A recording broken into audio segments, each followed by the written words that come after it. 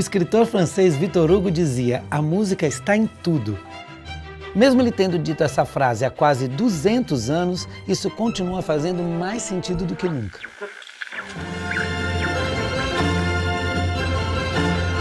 Se prestar atenção, talvez perceba que já ouviu música muitas vezes hoje.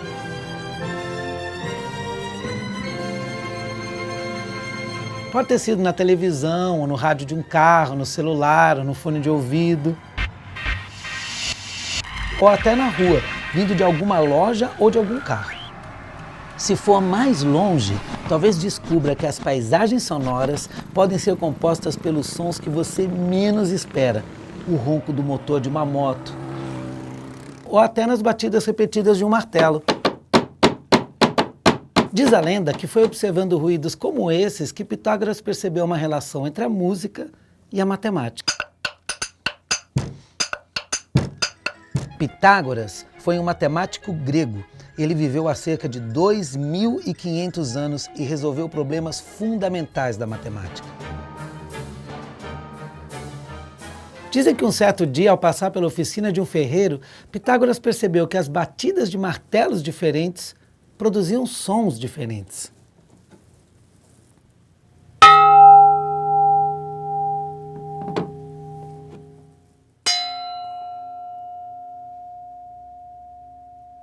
Ele então teria pesado os martelos e descoberto uma relação entre as massas deles. Os martelos de maior massa produziam sons mais graves.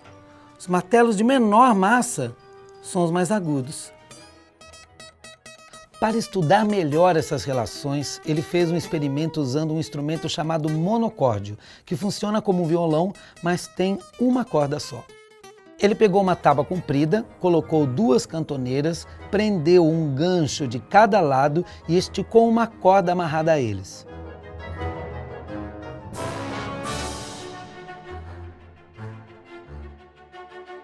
Depois, ele colocou um pequeno cavalete de madeira debaixo da corda. Foi aí que ele começou a perceber algumas relações fascinantes. Se ele tocasse na corda sem o cavalete, aquele instrumento emitiria um determinado som.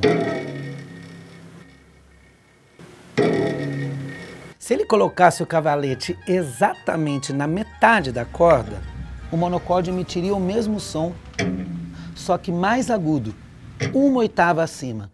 Mas o que é 1/8? Quando a gente fala de música, 1/8 é um intervalo entre 2 notas musicais com razão de 2:1.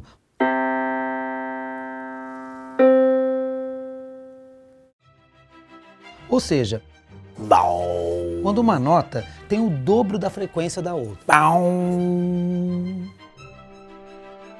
Você conhece as notas musicais? Elas só receberam os nomes que a gente conhece quase 1.500 anos depois do experimento de Pitágoras, graças a um monge italiano chamado Guido d'Arezzo. Cada uma das notas musicais é separada da outra por um intervalo, com uma razão e um nome definidos. Vamos pegar a nota Lá, por exemplo. Se tocarmos essa nota em 2 instrumentos de mesmo timbre, 2 violões, por exemplo, eles vão soar na mesma frequência, em razão de 1:1, estando em uníssono. Seria impossível diferenciá-las. Veja só. Se forem tocadas em instrumentos de timbres diferentes, um violão e um teclado, por exemplo, elas poderiam ser diferenciadas apenas pelo timbre, pois ecoariam na mesma frequência.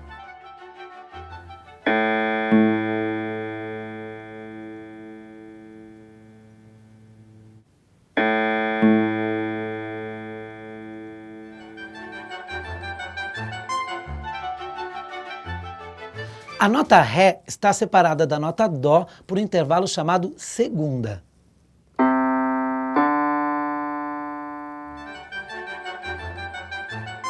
E a frequência da nota Ré é dada por 9/8 da frequência da nota Dó. A nota Mi por um intervalo de terça e sua frequência é 81/64 da frequência da nota Dó.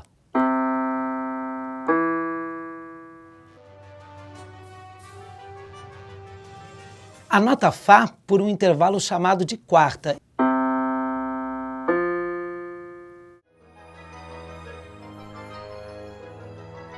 E assim sucessivamente, até chegarmos novamente à nota Dó, separada pelo intervalo de uma oitava.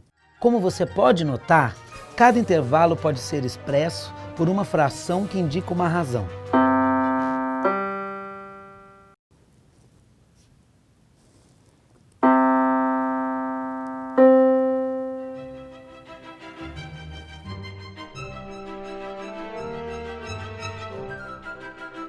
Embora as notas musicais ainda não tivessem esses nomes, o que Pitágoras percebeu foi que, ao mudar a posição do cavalete no monocórdio, ele obtinha sons harmoniosos, pois havia uma relação entre eles, e não eram, por isso, posições aleatórias.